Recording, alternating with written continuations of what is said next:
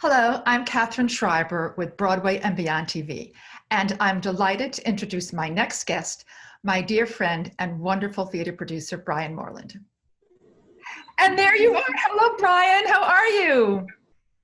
Well, Catherine, how are you? I am fine. I am so happy to have you here today, and I want to congratulate you on all the wonderful things you've been doing recently, to congratulate you on being elected to the Broadway League Board of Governors. I know you are going to do an incredible job and make a great impact on the Broadway community.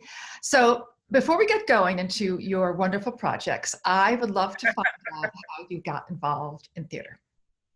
Oh my gosh. I'd have to take you all the way back to third grade. I did my first play in third grade.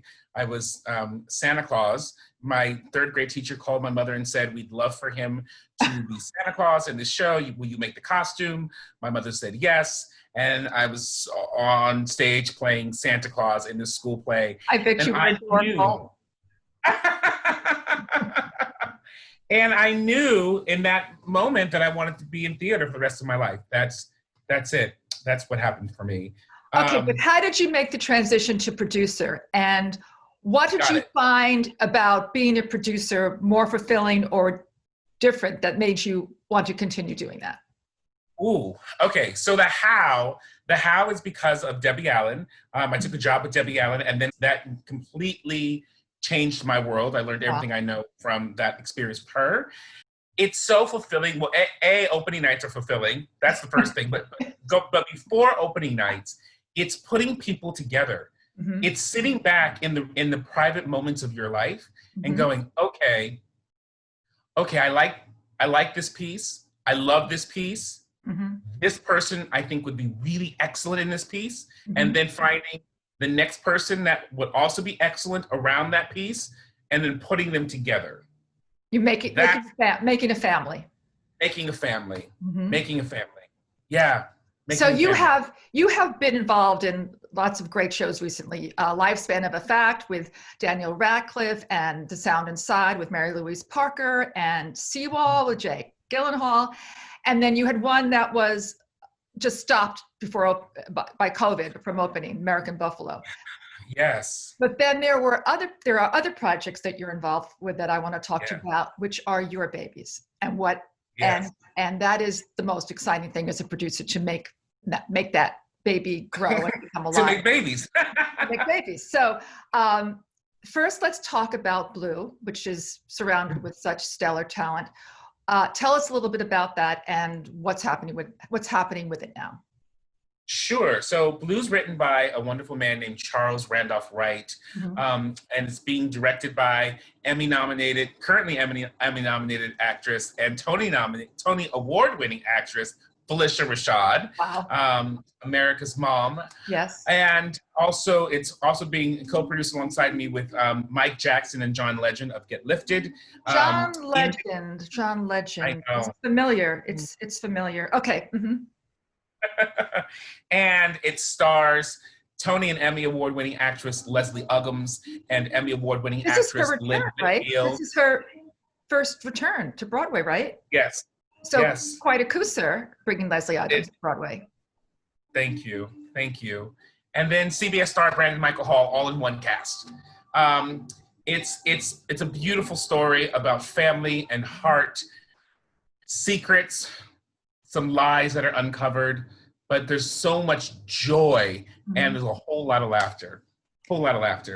So the importance of that piece, why is that piece important for you to do? Why did you do that? It's so rare that we get to see narratives that are diverse narratives of color with people that look like me. And I say that because most of the time when you see stories that have Black people in them, they are stories that are usually steeped in race or in stereotype. You know, there's some type of struggle happening. There's no joy. And there's never the family that is just an average American family that is just dealing with some deep secrets, a couple of family rifts problems that need to be solved. This is a family that is an affluent African-American family that happens to be Black. That's it. And that's what's so important, because people of all color can see that and say, that's like my family. We have the same crises, the same conflicts, we love our children, we fight. And the fact that we all share these same experiences will bring us and unite us. So that's so important to have that on stage. So thank you so much for doing that. So that is to come to Broadway. Yes, hopefully after COVID. And then there's another play, Thoughts of a Colored Man. Do you want to talk about that? Absolutely. Thoughts of a Colored Man is near and dear to my heart. It's a play that's written by a brand new playwright. His name is Keenan Scott II.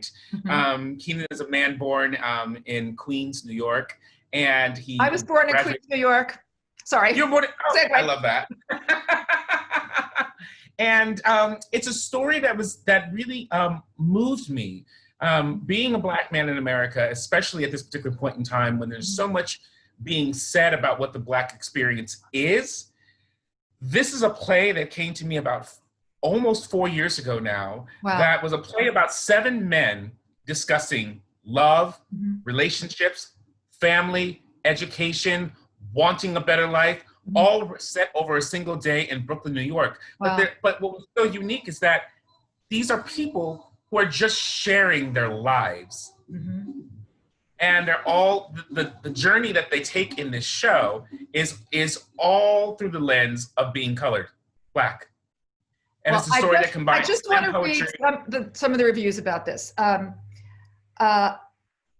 This is a play that demands full attention to their lives, complete and complicated. It is a beautiful piece of work, and I love this. And this touches me. There is a golden wire of tenderness running amongst and between these characters. And that is really special to have created that with 7 men. And I see how this is touching you. And that's what theater is all about, is how it moves people. It gets you every time. I'm sorry. And I bet it gets you every time you see the show. I bet, I just saw, I will say that I saw a reading of this, and it is beautiful and very, very unusual to see all these different kinds of people talking to each other and sharing a communal experience.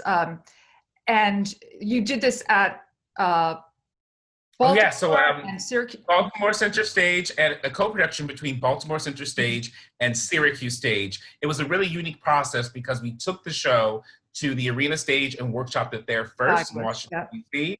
Then we brought it to the New York Theater Workshop here in New York City, and then Syracuse Stage, and then Baltimore Center Stage, and then now on to Broadway. So we're very, very fortunate that we were able to take this journey. Brian, you are amazing, and you're doing such important works, and just speaks to the importance of theater and why we need to make sure theater survives. I wish you the very best. I can't wait to see you again in person. I adore you, and thank you for all you do for theater, and let's work together. We should do something together. Done. We will. Done. Okay, I love you. I love you. See you next time. Bye. Bye, Brian. Adore you.